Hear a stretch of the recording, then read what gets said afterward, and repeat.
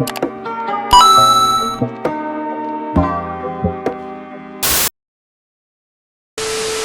making this video as a follow-up to my last video, which we talked about the brand new update 3, the final horizon of Sonic Frontier. Now, a lot of people have been complaining. As a matter of fact, this is the most I've seen Sonic fans complain about something that Team Sonic or Sega has released. This being update 3, a lot of people have the complaint that it is extremely difficult and unforgiving.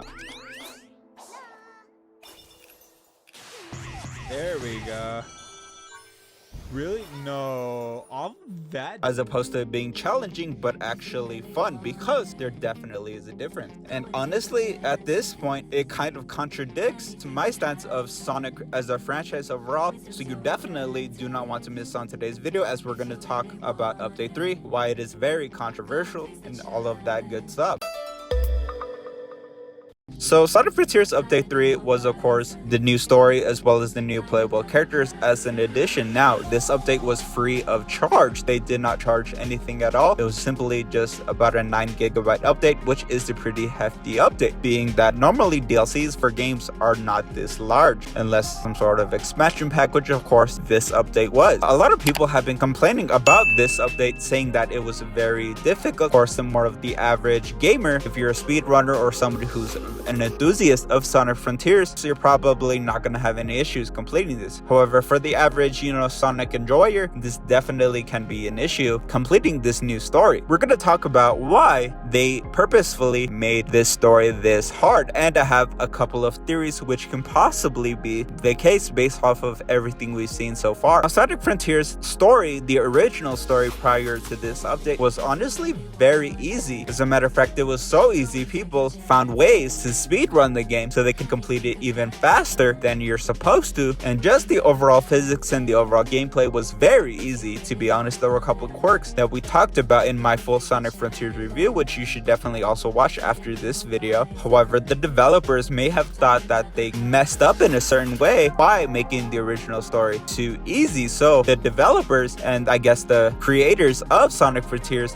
thought they needed to make this new story more difficult on purpose because the original story was too easy. So what they ended up doing was overcompensating and making this new story way too hard. And of course, it got way too hard. Even if you were to put the story on easy mode, you guaranteed will have trouble, because it's not so much that the actual gameplay is difficult. What is the most difficult to me? In this new update, the game gives you the most vague objective ever, to find a Chaos Emerald or to find a Coco token or something of that sort. You start to search the premises, search the area, and you find certain obstacles and things like that are honestly very hard. For example, Tails, you're not able to spin dash into, I guess, a bouncing pad. I'm not too sure what these are called. You have to manually walk up to it in order to engage with it. So when you're having to do this on platforms, it is very difficult. And granted, Tails can fly, however, that is basically where it ends. You cannot spin dash directly into the bouncing pad, and that gets me wondering, how can Amy and Knuckles do this and Tails cannot? How are they more capable than Tails? Lots of questions definitely here that we're probably not going to be asking today because it'll be way too much. However, some of these objectives, it is the most vague objective ever. So you end up looking around the area for, of course, what you're looking for, and you begin these obstacles, and it's all literally just for something very simple like a power seed that could have easily been on the ground. But no, of course, they have you going through this whole difficult level. You're thinking you're progressing in the game, but all in reality, you're just doing all of this just for a power seed. And honestly, to me, this is what's the most difficult and frustrating about this new update. Now, as far as the cyberspaces and the boss levels, lots of people had complaints, especially about the boss levels, saying that they were borderline impossible to get through. They have to resort to guides and other people who've already beat the boss. Now, of course, I don't have time like that on my hands to,